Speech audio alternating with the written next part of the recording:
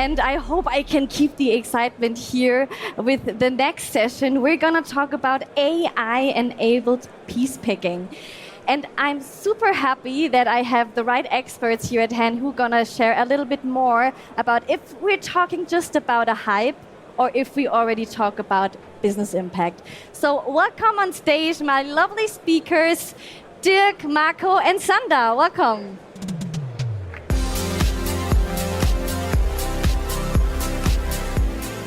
So thank you for joining me here on this stage. Are you excited?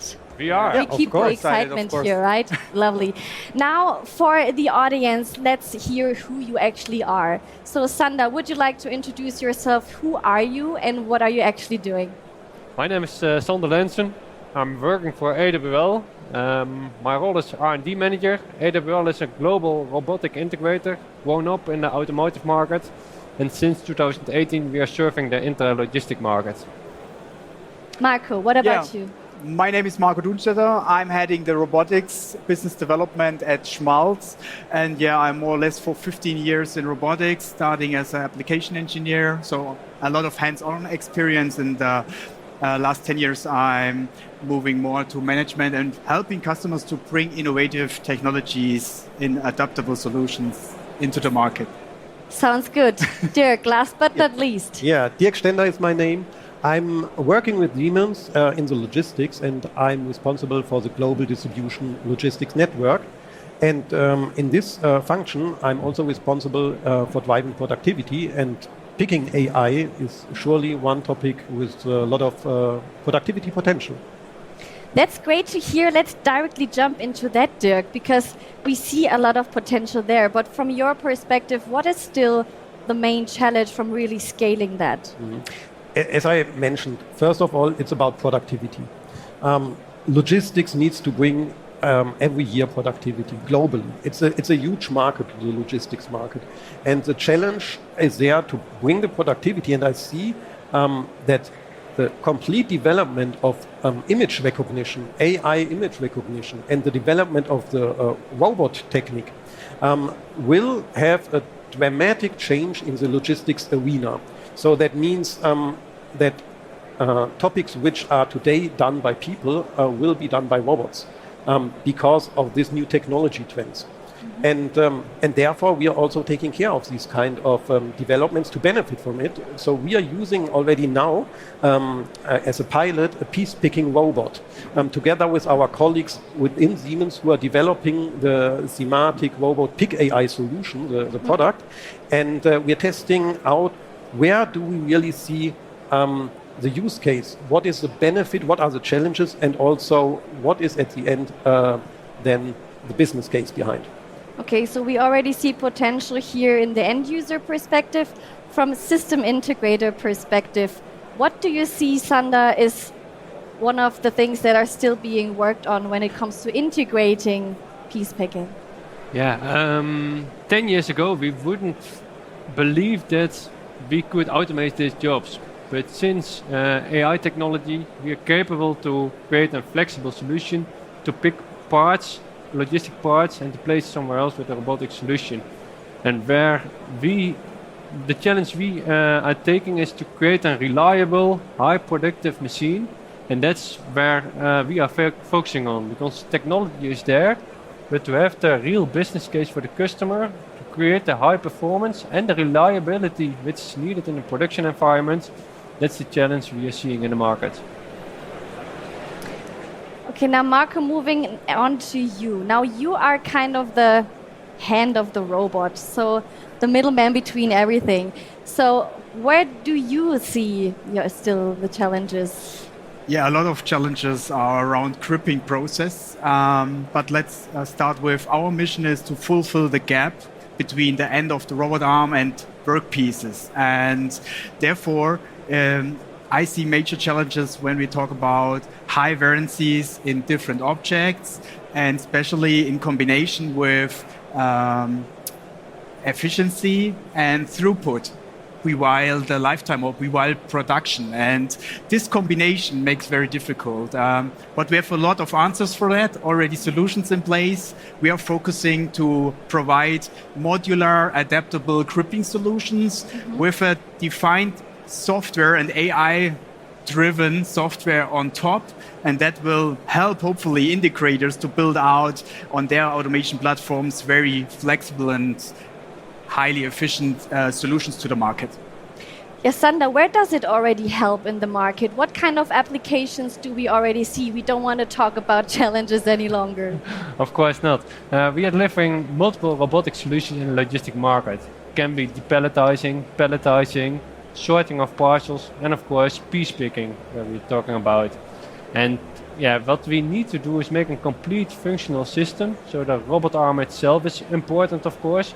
The fishy system needs to reach a high level. Therefore, we need good partners like Siemens with the Pick AI technology. But as you mentioned also, the hand is also that important. And to have that reliable solution, all these kind of subsystems need to reach the job and reach the target. And that's where we see added value, and that's indeed what you told.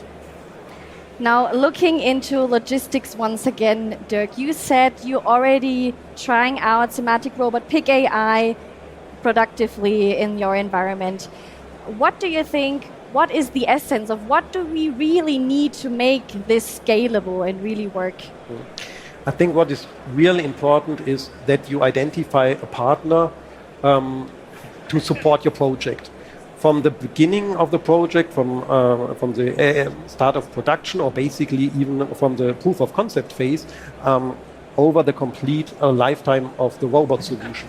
That means that you need an integrator, a solution partner, who knows the business, who knows the industry, who knows the requirements, but also has the right partners.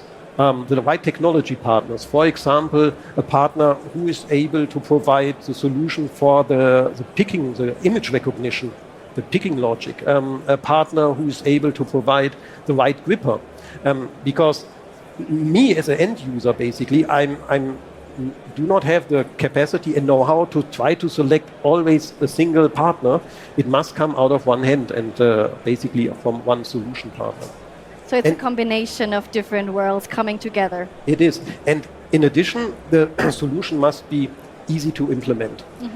It must be connected to the existing automation in your logistics warehouse, for example, and also connected to the IT system. Otherwise, it will not work. And so we need solutions which are basically easy to use.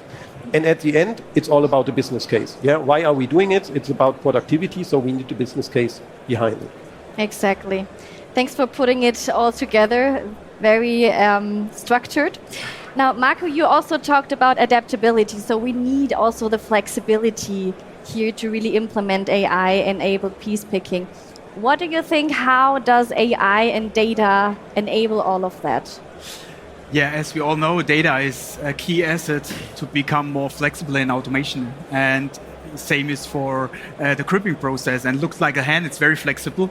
And no gripper in the world is the same flexible today than your hands or our hands. And our ambitions are we want to use data in two directions. First, from the crimping design approach, that means doing digital grip analysis, feasibility analysis to help system integrators and end customers to be safe with their automation concepts. At the end, it must be run.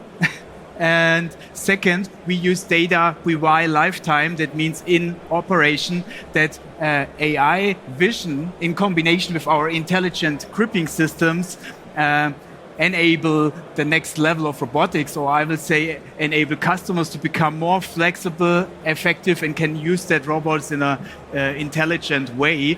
And I think everything is at the end based on throughput and flexibility. And this combination we need to solve better, I think so, that we can make robotics, I will say, convenient or as everywhere accessible. Yeah.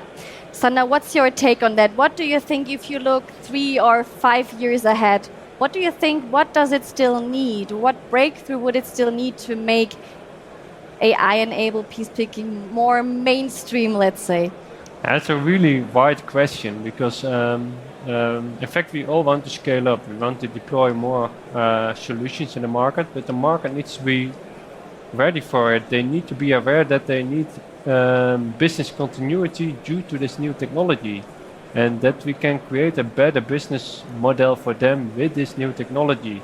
But to be able to deploy it, we also need to have an ecosystem which is ready for it. And therefore, it's good that we are here as partners together, because all that different technologies need to be bring together. The technology needs to be modular because we are targeting flexible solutions.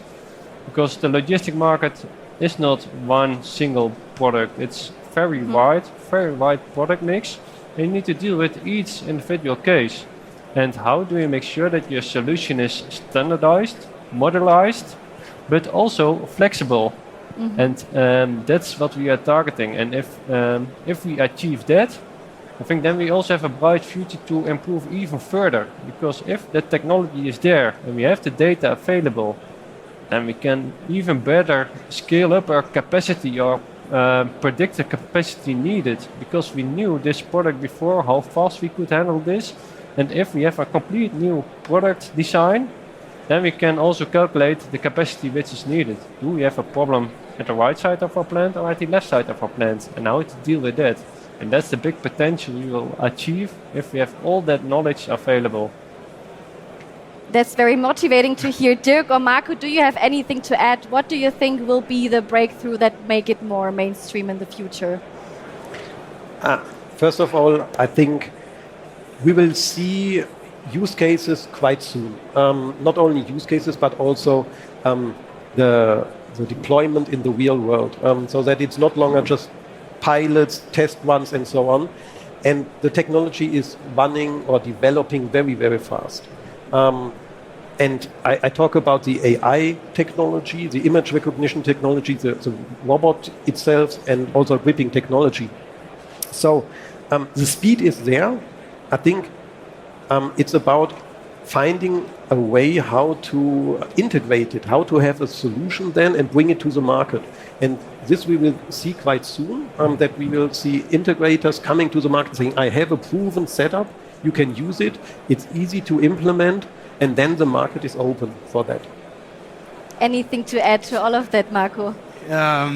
Yes, a little bit. I think especially I see a lot of improvements now happen in combination of technologies. We all know that AI is a big game, and it's as well as a big game in the robot gripping process.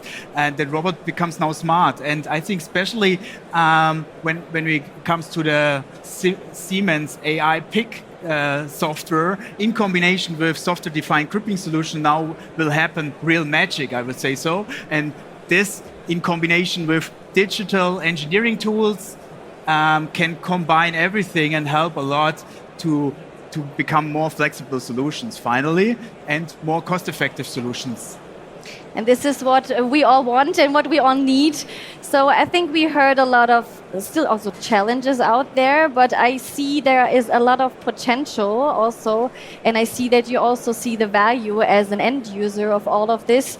Now, if this audience now would ask you about one advice you would give them if they want to go out from this piloting phase, trying it out, testing it, towards really implementing it into a bigger scale, what would be the one advice you would give them? Who wants to volunteer? I think Sander. start talking about it. That's important, because if we know what you would like to achieve and you have that dot on the horizon, and we can create a proof of concept with that in mind, then we get the best added value for you, and we can develop in that direction, and we can select the hardware, we can create the machine concept exactly in the direction you want to aim for. And if we have that conversation on the table already, that helps all of us. That's the way we would like to address it and to attack it. Let me add, be brave, stay curious, and of course,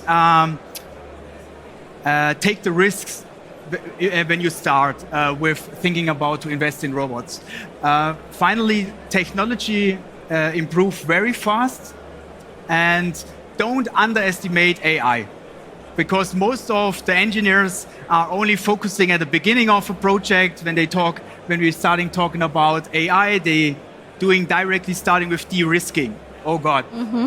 And I think more let change, see the opportunities, starting to explore and continuously improve in your factory environment together with the right partners. And it's always important in life, select the right partners. So therefore, I think here 3 of them very, very well ready for the market, ready for real use cases, and looking much forward for that journey.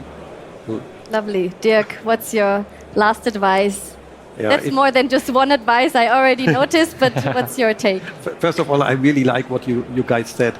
I can also emphasize, keep going on. It's worth it. I cannot imagine a world in 10 years when I go into logistics operations that I don't see any robots. So I think this is for sure. And it will come faster than we are all thinking. And you need to get used to it. Also your teams, your employees need to get the experience step by step. Start with a pilot, get the lessons learned out of it, see what is working well, where is maybe the time not now, you need to wait a little bit, and then go ahead, start with small pilots and then scale it. Great, thank you so much. That was a great trio. So if you'd like to learn more about it and also talk to our experts here at the booth, we have a station dedicated where we also show a thematic robot pick AI that is also implemented in one of your logistics centers, right? I'd say thank you so much. We see a great combination of different partners bringing AI from hype to real impact. Thank you all for joining us here on stage, showing your expertise, and see you later and next time. Thank you. Thanks very much. Round of applause.